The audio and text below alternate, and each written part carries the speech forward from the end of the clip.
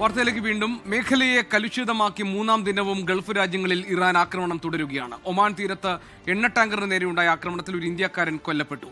Ras തനൂറയിലുള്ള Aramco എണ്ണ ശുദ്ധീകരണശാലയ്ക്ക് നേരെയുള്ള ഇറാന്റെ ഡ്രോൺ ആക്രമണം തകർത്തെന്ന് സൗദി അറേബ്യ അറിയിച്ചു.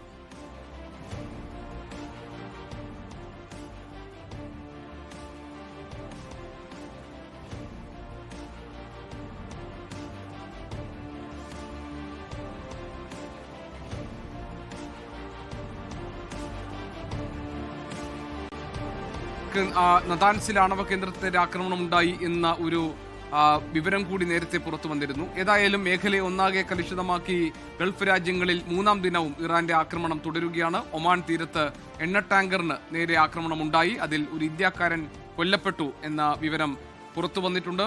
റാസ് തനൂറയിലുള്ള അരാംകോ എണ്ണ ശുദ്ധീകരണശാലയ്ക്ക് നേരെയുള്ള ഇറാന്റെ ഡ്രോൺ ആക്രമണം തകർത്തു എന്നാണ് സൗദി അറേബ്യ അറിയിച്ചിരിക്കുന്നത്.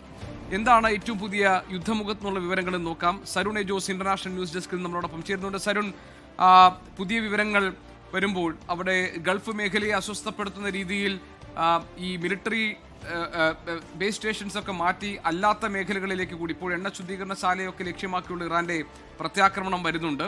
ഇത് സ്വാഭാവികമായും ഗൾഫ് മേഖലയിലുള്ള രാജ്യങ്ങളെ അലോസരപ്പെടുത്തുന്നതും അവരെ പ്രകോപിപ്പിക്കുന്നതുമാണ്. എന്താണ് ഇപ്പോൾ ഈ മേഖലയിൽ നിന്ന് വരുന്ന പുതിയ യുദ്ധ വിവരങ്ങൾ?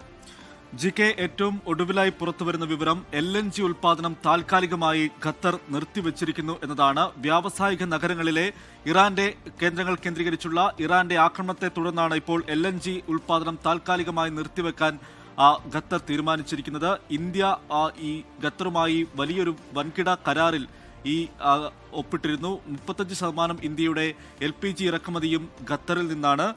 പ്രതിവർഷം 7.5 ദശലക്ഷം ടൺ CNG ഇന്ത്യ ഖത്തറിൽ നിന്ന് വാങ്ങുന്നുണ്ട്. 20 വർഷത്തെ കരാറിന് 2 വർഷം മുമ്പാണ് ഇന്ത്യ ഖത്തറുമായി ഒപ്പിട്ടിരിക്കുന്നത്. ഈ ഖത്തർ ഇപ്പോൾ LNG ഉൽപാദനം നിർത്താൻ തീരുമാനിച്ചിരിക്കുന്നു.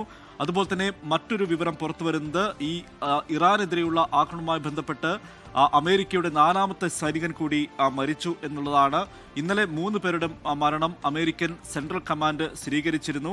അതിനുശേഷമാണ് ഇപ്പോൾ 4ാമത്തെ സൈനികൻ കൂടി മരിച്ചിരിക്കുന്നു എന്നുള്ള വിവരം അമേരിക്കൻ സെൻട്രൽ കമാൻഡ് വ്യക്തമാക്കിയിരിക്കുന്നത്. മറ്റൊരു പ്രധാനപ്പെട്ട കാര്യം ലബനനിൽ ഹിസ്ബുള്ളയുടെ പ്രവർത്തനം നിരോധിച്ചു എന്നുള്ളതാണ്.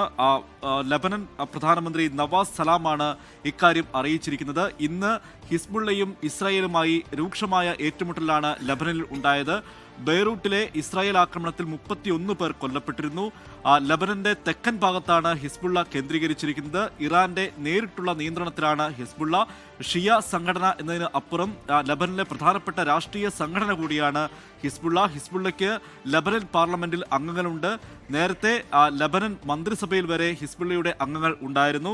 ഹിസ്ബുള്ളയെ ഇപ്പോൾ നയിക്കുന്നത് നയീം കാസിം എന്ന് പറയുന്ന ആളാണ്. അദ്ദേഹത്തെ കൊലപ്പെടുത്തുമെന്ന് അദ്ദേഹം പ്രധാന ലക്ഷ്യമാണെന്ന് ഇന്ന് ഇസ്രായേലിന്റെ പ്രതിരോധ മന്ത്രി ഇസ്രായേൽ കട്സ് ഇന്ന് വ്യക്തമാക്കിയിട്ടുണ്ടായിരുന്നു. ഏതായാലും ഇതിന് ശേഷമാണ് ഈ പ്രസ്താവന പുറത്തു വന്നതിന് ശേഷമാണ് ഹിസ്ബുള്ളയെ നിരോധിച്ചതായി ലബനൻ അറിയിച്ചിരിക്കുന്നത്. നേരത്തെ ഹിസ്ബുള്ളയുടെ തലവനായ ഹസൻ നസ്രുള്ളയെ ഇസ്രായേൽ വ്യോമാക്രമണത്തിൽ കൊലപ്പെടുത്തിയിരുന്നു. അതിന് പിന്നാലെയാണ് നയീം കാസിം പുതിയ ചുമതലയേറ്റത്. അതുവരെ അതിന്റെ ഉപമേധാവിയായിരുന്നു നയീം കാസിമിനെ കൊലപ്പെടുത്തുമെന്ന് ഇന്ന് ഇസ്രായേൽ പരസ്യമായി പ്രഖ്യാപിക്കുകയും ചെയ്തിരുന്നു. ഗോപി, ലോകത്തെവിടെയായാലും ഏത് സമയത്തും 24 വാർത്തകളും ഓഗ്മെന്റഡ് റിയാലിറ്റി പാക്കേജുകളും എക്സ്പ്ലെയിനറുകളും വിശദമായി കാണാൻ ഞങ്ങളുടെ YouTube ചാനൽ നിങ്ങൾക്ക് സബ്സ്ക്രൈബ് ചെയ്യാം.